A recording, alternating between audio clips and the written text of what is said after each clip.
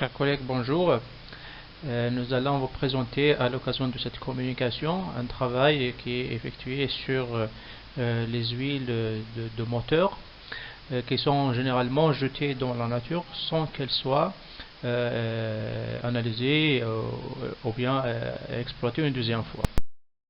Donc nous allons traiter d'une problématique qui est peu explorée, à savoir la pollution due au rejet des huiles de moteur dans la nature. Et on pense que si on fait une bonne analyse de ces huiles, nous allons bien évidemment avoir des indications pour permettre de réduire la consommation excessive en termes d'énergie, bien sûr le carburant, ainsi que les pièces de rechange. Nous allons adopter une technique c'est-à-dire elle est peu coûteuse, donc elle est économique, et puis elle est fiable parce qu'elle ne nécessite pas l'ajout d'additifs comme les techniques conventionnelles déjà utilisées.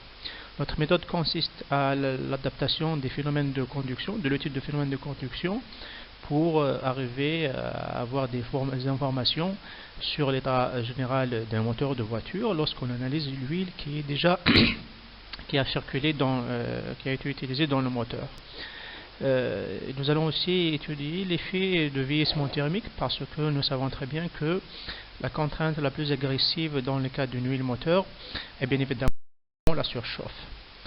Nous allons travailler sur plusieurs types d'échantillons, à savoir une huile neuve qui n'a jamais été utilisée, une huile qui a été extraite à partir d'une vidange d'un moteur, et aussi des échantillons qui ont subi des vieillissements artificiels au laboratoire.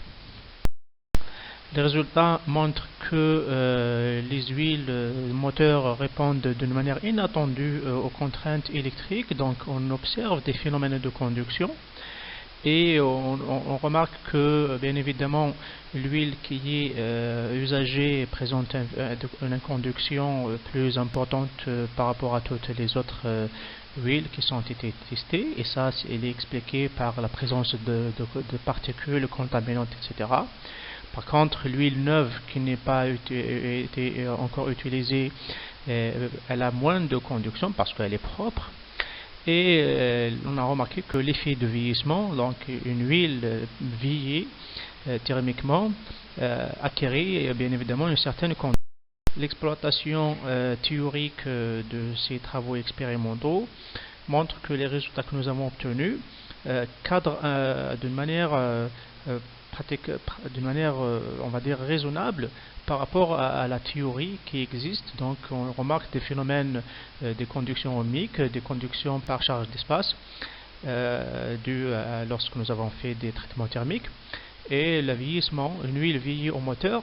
On remarque aussi la saturation prévue par la théorie dans les huiles, dans les liquides électriques de manière générale. Donc pour conclure, nous pensons que cette technique peut être adoptée pour analyser les huiles de moteur. On met en évidence la présence de charges d'espace dans les huiles de moteur.